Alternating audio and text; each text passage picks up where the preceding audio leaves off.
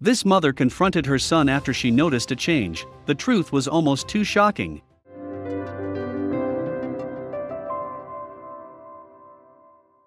Being a parent comes with a special sense of knowing when something is wrong with your child. And for Deirdre Fell O'Brien, she knew something was immediately off with her son when he experienced a complete shift in behavior in 2017. Wanting to get to the bottom of things, she urged him to share with her his troubles, and when he did, his response broke her heart. Deirdre and her husband Keith lived in Garden City, New York, and were parents to 5 children: Darby, Liam, Jacinta, Murianne, and Jonjo. It would be 2016 when Liam would begin 7th grade at Garden City Middle School and began to show a real love for sports.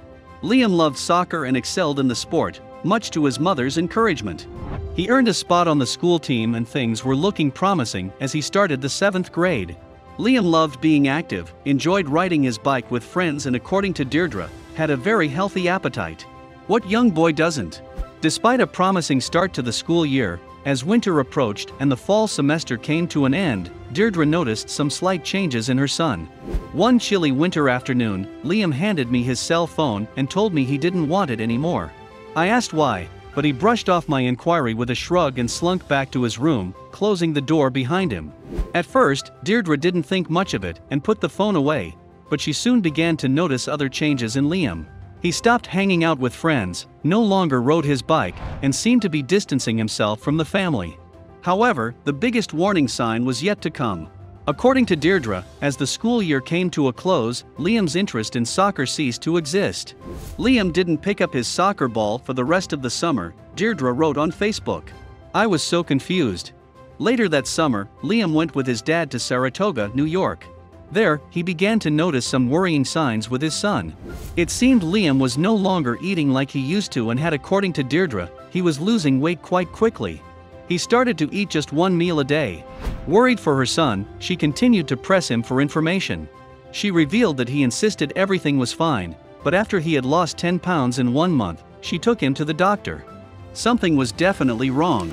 The doctor recommended that Liam should be admitted to the Cohen's Children's Hospital, where he spent a week. With the school year getting ready to start, and Liam showing no signs of improvement, Deirdre reached out to the school guidance department for help. Liam's parents begged the school to please keep a lookout for their son, and that he was having some troubles. The school assured his parents he would be fine. Unfortunately, things were about to get worse. He started school on Tuesday, and his birthday was that Friday, September 8. And that day, he came home, and he had a big bruise on his face. When confronted about the bruise, Liam told his mother he had fallen down the stairs.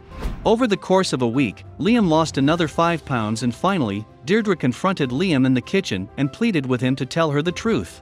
However, nothing could have prepared her for his response. According to Liam, he admitted to being bullied throughout his entire 7th grade year. He revealed it began when he joined the soccer team and only got worse. There were unnecessary pushes and kicks.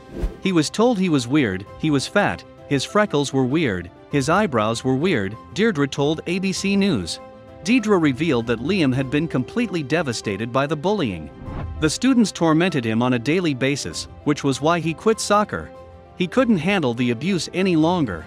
Liam also revealed to his mother what really caused his bruise. He was putting his lock on his gym locker, and a boy came and pushed his face against the locker, Deirdre revealed in an emotional interview. Since there were no monitors in the gym locker room, there had been no one to witness the abuse. After his confession, Liam was admitted back into the hospital, where he was diagnosed with an eating disorder and depression caused by bullying. Due to the severity of the situation, the school finally decided to launch an investigation. Sadly, the school determined that Liam's claims were unfounded. Deirdre was furious. How could the school betray her son like that? Taking matters into her own hands, she decided to post on Facebook about the entire ordeal. And what happens next was absolutely shocking to Deirdre. After sharing her son's story, Deirdre's post was shared over 2,500 times.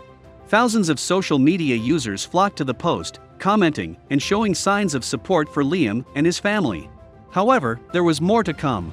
With the Facebook post making the rounds on social media, the hashtag #WeStandWithLiam began to trend. Shirts, signs, and even bumper stickers began to be displayed with the slogan. Even the NASDAQ featured it in Times Square.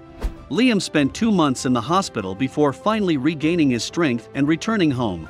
He insisted on returning back to his school, despite their lack of support.